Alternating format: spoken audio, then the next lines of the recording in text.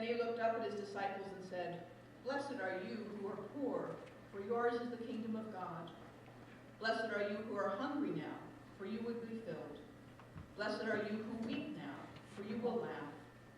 Blessed are you when people hate you, and when they exclude you, revile you, and defame you on account of the Son of Man. Rejoice in that day and leap for joy, for surely your reward is great in heaven, for that is what their ancestors did to the prophets. But woe to you who are rich, for you have received your consolation. Woe to you who are full now, for you will be hungry. Woe to you who are laughing now, for you will mourn and weep. Woe to you when all speak well of you, for that is what their ancestors did to the false prophets. But I say to you that listen, love your enemies, do good to those who hate you, bless those who curse you, pray for those who abuse you.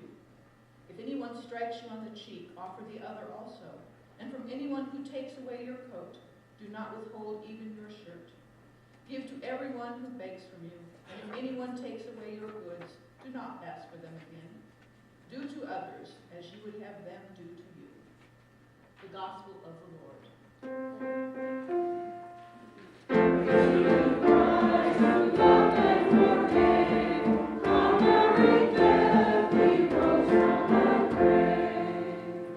You may be seated.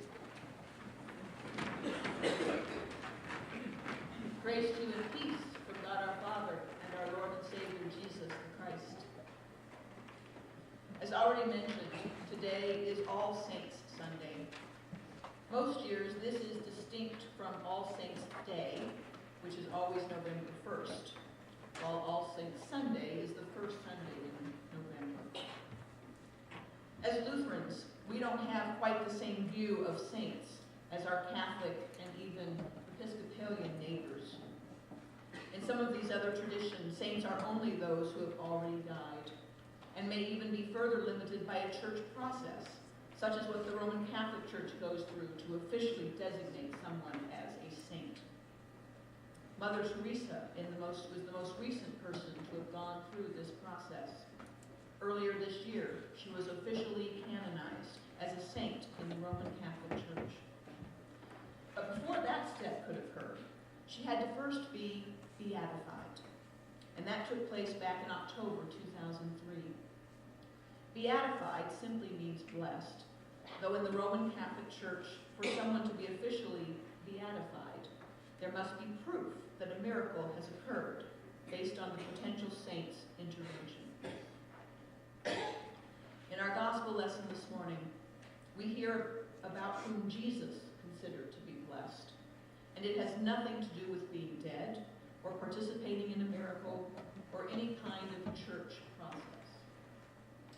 And it has nothing to do with the usual criteria that we humans might think of when we consider who or what is blessed. People may talk about having a blessed with a good life, blessed with a good family or a good job. And yet, that's not what we hear in the gospel this morning. Rather, we hear, blessed are the poor, blessed are the hungry, blessed are those who weep. That certainly doesn't sound like a blessed life, does it? And I suspect that those who are experiencing poverty, hunger, and sorrow do not feel particularly blessed either.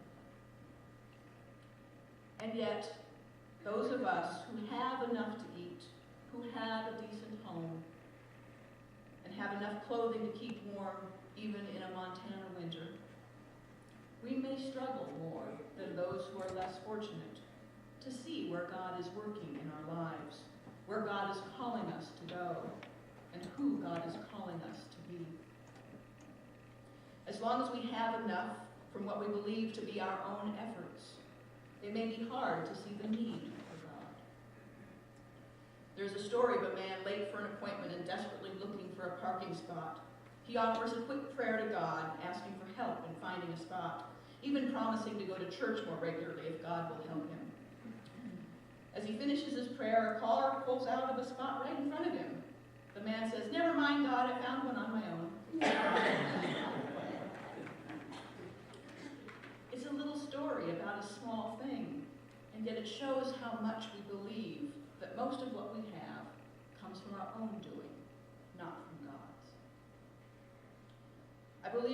that is what Jesus is referring to when he gives us the series of woes after the list of blessing. Woe to those who are rich, woe to those who are full, and woe to those who are laughing. It isn't that Jesus is going to punish those who have enough and who are happy, but rather he is describing what inevitably will happen to those who don't think they're in need of God's help or consolation. For example, my home congregation back in Eugene is large enough to be able to afford its own youth director and typically has done its own thing when it comes to youth events, fundraisers, and trips. The other smaller Lutheran churches in the area have had to join together to have enough people to put on an event or go on a trip. And I think that the youth from these smaller churches may actually have a better experience than the ones from my home congregation. They've met and worked with other kids, learned what it's like to cooperate and lean on each other. I'm not sure the youth from my home congregation learned that, and it's their loss, their woe, if you will. None of us is designed to go it alone, not as an individual, not as a church, not as a denomination, not as cities, not as states, not as countries. We need one another.